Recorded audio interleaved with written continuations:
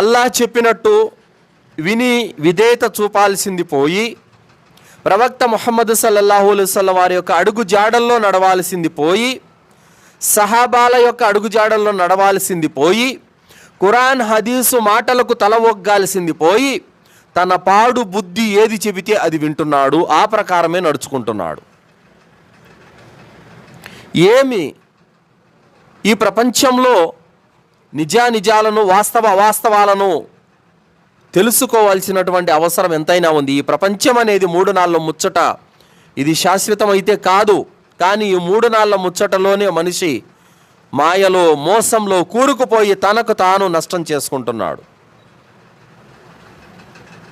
For example, దైవ ప్రవక్త ముహమ్మద్ సల్లల్లాహు అలైహి వసల్లం వారు చెప్పారు, మీ బంధువులలో కానీ, మీ స్నేహితులలో కానీ, మీ పరిచయస్తులలో కానీ ఎవరైనా ఒక ముస్లిం అనారోగ్యం పాలయ్యి మంచాన పడి ఉంటే మీరు గనక వెళ్ళి పరామర్శిస్తే, ఒక ఉదయం పూట బయలుదేరితే సాయంత్రం వరకు 70,000 మంది దైవదూతలు నీ మేలు కొరకు, నీ శ్రేయస్సు కొరకు, నీ క్షమాపణ కొరకు అల్లాహ్తో దువా చేస్తారు. ఎవరు? 70,000 మంది దైవదూతలు.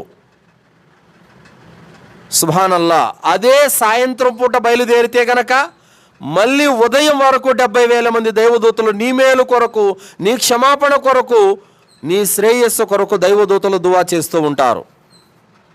కానీ అంతటి ఘనత ఉన్నప్పటికీ, అంతటి ఔన్నత్యం ఉన్నప్పటికీ కూడా ఎప్పుడో ఏదో ఆమెకు ఈమెకి ఒక మాట వచ్చి ఉంటుంది అంతే. దాని కారణం చేత ఎంత పెద్ద పుణ్యం వస్తున్నప్పటికీ కూడా తన పాడు బుద్ధి ఏది చెబితే అలా విని గొప్ప పుణ్యాన్ని నాశనం చేసుకుంటున్నారు. అర్థం చేసుకోండి. నేను సొంత పగకు వెళ్ళి, ద్వేషాలకు వెళ్ళి, కోపతాపాలకు వెళ్ళి, ఈర్ష అసూయ ద్వేషాలతో రగిలిపోయి ఆ పుణ్యానికి నేను దూరం అయిపోయి, అంత గొప్ప పుణ్యాన్ని, మహాపర్వతం అంత పుణ్యం వస్తున్నా కూడా నేను కేవలము ఒకరి మీద కోపంతో నేను ఇంత పెద్ద పుణ్యాన్ని పోగొట్టుకుంటున్నాను అన్నటువంటి ధ్యాస, ఆలోచన ఎందుకు లేదు ఈరోజు?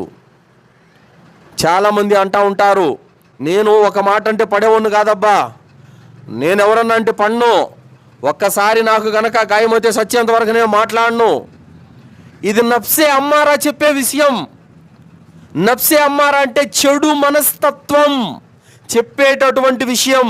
ఇది నీకు కీడు, ఇది నీకు నష్టం, ఇది నిన్ను నరకానికి తీసుకెళ్తుంది. చూడండి, అర్థం చేసుకోండి. అల్హమ్దులిల్లా, ఎంతటి ఘనత ఉంది. 70,000 మంది దైవదూతలు నీ శ్రేయస్సు కొరకు దువా చేస్తున్నారంటే మామూలు విషయమా? నువ్వు మనిషితో దువా అడిగితే మస్జిద్లో ఇమాం సాబ్ని అడగచ్చు, లేకపోతే ఇంకా హజరత్ని అడగచ్చు, లేకపోతే ఇంకా గడ్డం ఉన్న వ్యక్తిని అడగచ్చు, నువ్వు ఎవరినైనా అడగచ్చు. అతను దువా అల్లాహ్ తాలా కుబుల్ చేస్తాడో లేదో తెలియదు, కానీ దైవదూతల దువా అల్లాహ్ తాలా ఖచ్చితంగా కుబుల్ చేస్తాడు. అల్హమ్దులిల్లా.